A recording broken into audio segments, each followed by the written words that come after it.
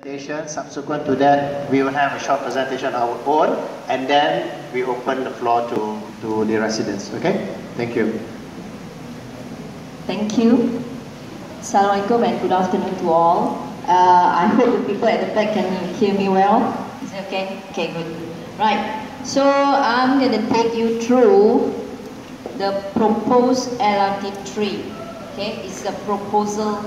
And as what Mr. Lim has mentioned, we are in the midst of the public inspection until August.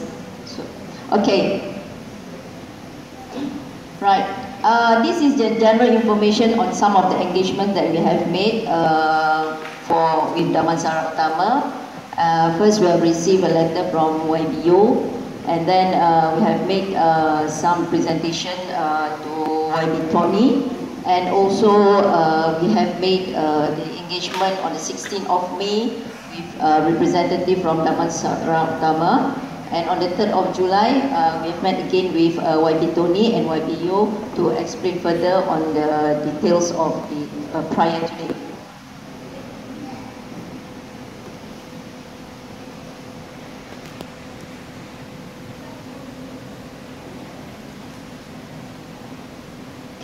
This is the overall plan for LRT3 implementation, in which we have started the feasibility study in 2013, and we have sent it to SPD in 2014 May, the railway scheme.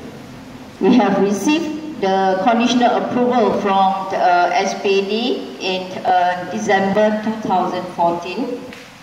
And now we are proceeding with this public inspection from May 15 until 14th of August. So this is where we are now. Okay. If we have completed this public inspection, we're going to compile all the feedback that we have received. Okay. We have to submit a report to SPAD. And also, we probably will extend a copy to the local authority. And after that, SPD will come up with the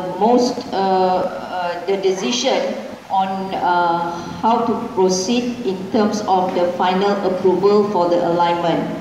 Because we have to base on the total feedbacks that we have received, we have to look into the suggestions, we have to look into the main issues raised during the public inspection. Okay, and there will be some, there will be discussion with SPD. We'll be looking into it further in details. After that, once we have this approval alignment from SPD, which it could be towards Q3 or Q4 this year, then only our PDP that we will appoint can start mobilize and look. Oh, that's okay. Then the appointed PDP will look into the detailed design, okay, based on the approval received from SPAD.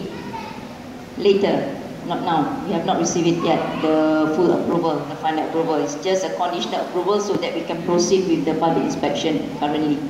Right, so once we have received the final approval, then our project delivery partner, which we will appoint, they will look into the detailed design and how we're going to go about to minimize all potential risks. Either it is social, it is technical, it is environmental, all will be looked into at that time. Then we will start the construction, the proposed construction, target to be in somewhere in 2016 and to be completed in 2020 August. That is the proposed plan. And at the moment, we are still here. Okay. Next, on this LRT3 alignment,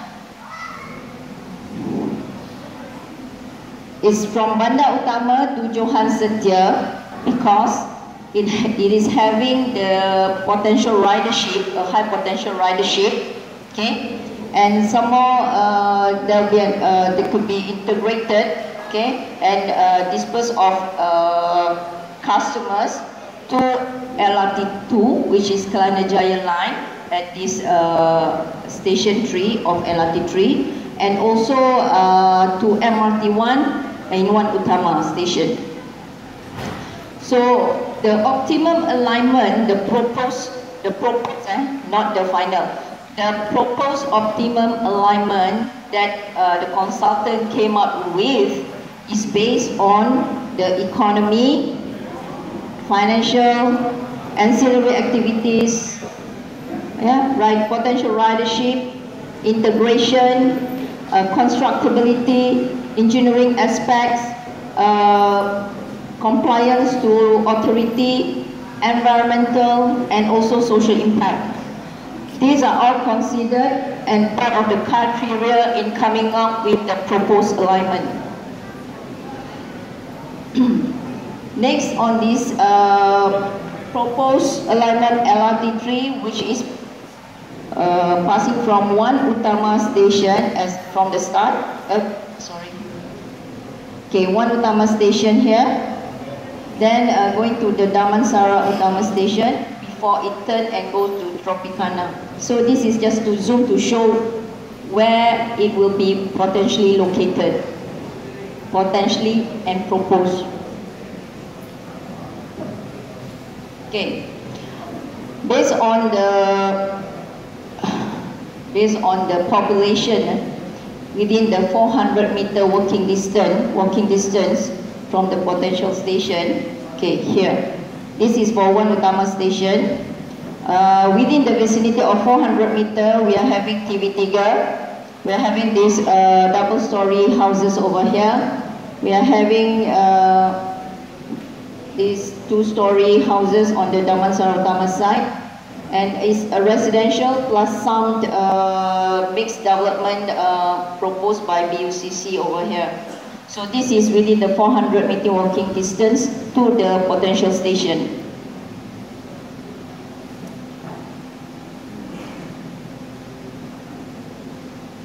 Okay.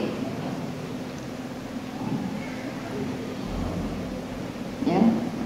This potential Wan Utama station is not to scale, is not to be measured in specific, because this is just the potential station. It could move a bit up and down, as I said earlier, because once we do the detailed design engineering, then we will know what are the constraints, what are the risks. We will try to mitigate whatever that we have to construct.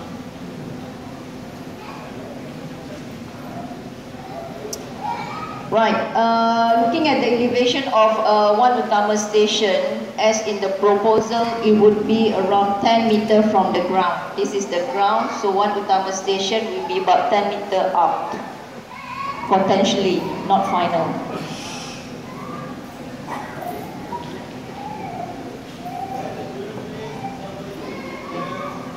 The integration plan for this Wan Utama station, taking into consideration of MRT1 station, there will be a linkway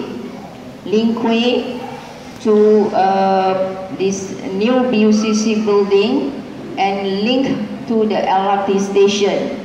So there will be a paid walkway from MRT1 to LRT3 Wan Utama station.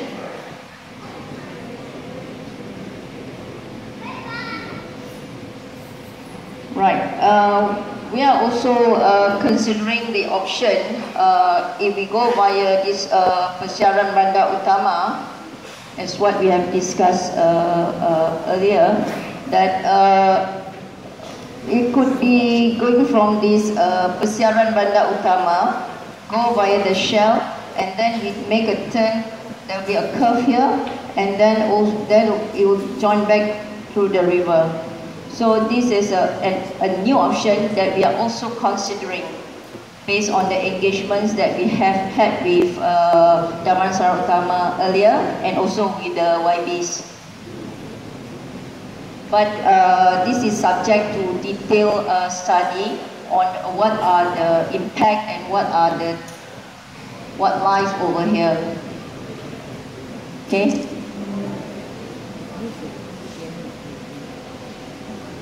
Okay, this is the Shell station.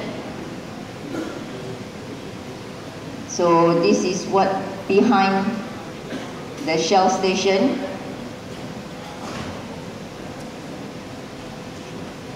So this is what we have to pass through if we want to go and align back to the river, Sungai Kayu Aram. Right, but we will study this.